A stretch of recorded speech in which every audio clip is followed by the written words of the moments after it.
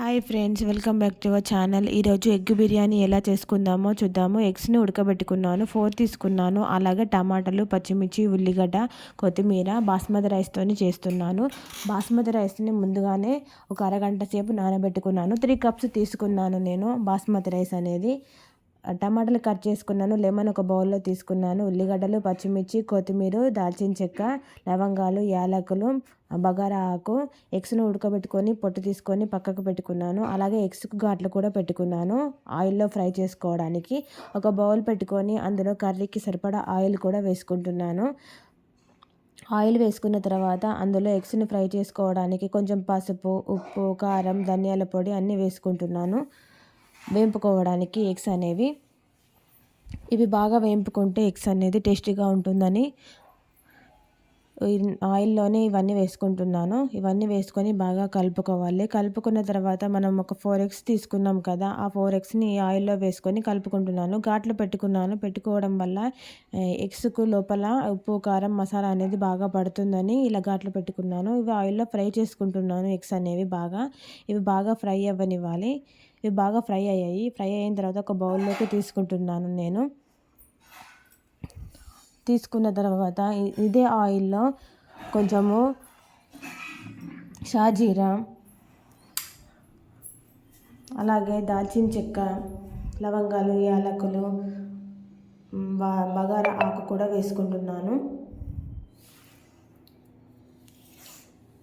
ఇది బాగా వేయించుకున్నాను. ఇది వేయించుకున్న తర్వాత మనం ముందుగా కట్ చేసి పెట్టుకున్న మిరపకాయలు, ఉల్లిగడ్డలు అనేవి కూడా ఇందులో వేసుకుంటున్నాను. ఇవి కూడా బాగా వేయాలి. పచ్చిమిర్చి ఒక 4-5 తీసుకున్నాను, అవి కూడా వేసుకున్నాను. ఇవి బాగా గోల్డెన్ బ్రౌన్ కలర్లో వచ్చేంత వరకు వేయించుకుంటున్నాను.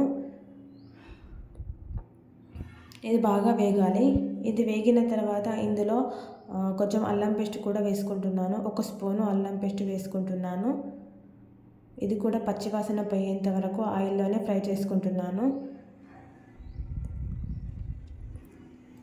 ఇది వేగిన తర్వాత ఇందులోనే కొంచెము సరిపడా పసుపు కూడా వేసుకుంటున్నాను. 1 స్పూన్, 1/2 స్పూన్ పసుపు వేసుకుంటున్నాను. ఇది వేసుకొని బాగా కలుపుకోవాలి. కలుపుకున్న తర్వాత ఒక 3 టమాటాలు తీసుకున్నాను కదా నేను, ఇవి బాగా చిన్నగా కట్ చేసుకొని ఇందులో వేసుకున్నాను. ఇవి కూడా బాగా ఫ్రై చేసుకోవాలి ఆయిల్లో.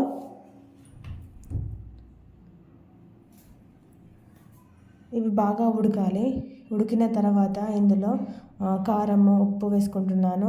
ఒక 2 స్పూన్ల కారము, ఒక 1.5 స్పూన్ ఉప్పు వేసుకుంటున్నాను. ఇది వేసుకొని బాగా కలుపుకోవాలి. పెరుగు కూడా ఉంటే పెరుగు కూడా యాడ్ చేసుకోండి. నా దగ్గర అవైలబుల్గా లేదు పెరుగు ఇప్పుడు. నేనైతే ఇలా సింపుల్గా టమాటాలతో చేసుకుంటున్నాను. దాని తర్వాత ధనియాల పొడి, గరం మసాలా కూడా వేసుకుంటున్నాను. ఇది వేసుకొని బాగా కలుపుకోవాలి.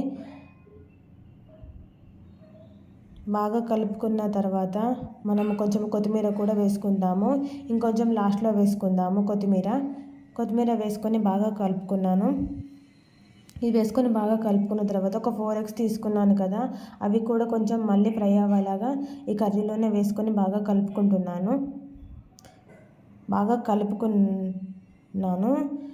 ఇలా కలుపుకున్న తర్వాత మనం ముందుగా బాస్మతి రైస్ని వాష్ చేసి పెట్టుకున్నాను కదా, ఒక 3 కప్స్, అవి ఇప్పుడు ఇందులో ఆయిల్లో వేసుకొని బాగా కలుపుకుంటున్నాను.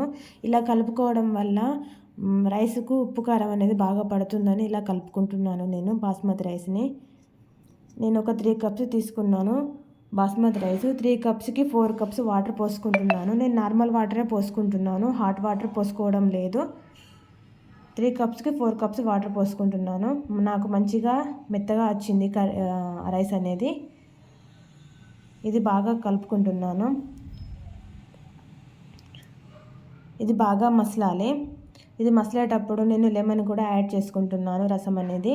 ఇలా యాడ్ చేసుకోవడం వల్ల లెమన్ అనేది పులుపు అనేది బాగా పడుతుందని ఇందులో వేసుకుంటున్నాను. పెరుగు ఉంటే బాగుంటుంది, పెరుగు లేదు కాబట్టి లెమన్ అనేది వేసుకుంటున్నాను. ఇలా సింపుల్గా రెడీ అయిపోయింది నాకైతే. ఇలా సింపుల్గా లాస్ట్లో కొంచెం కొత్తిమీర వేసుకుంటున్నాను. ఇలా సింపుల్గా నా పద్ధతిలో ఎగ్ బిర్యానీ అనేది ఇలా చూపించాను. మీరు కూడా ఈ విధంగా ఈజీ ప్రాసెస్లో చేసుకోవండి. మా ఛానల్ కనుక నచ్చినట్లయితే సబ్స్క్రైబ్ చేయండి. Bye friends.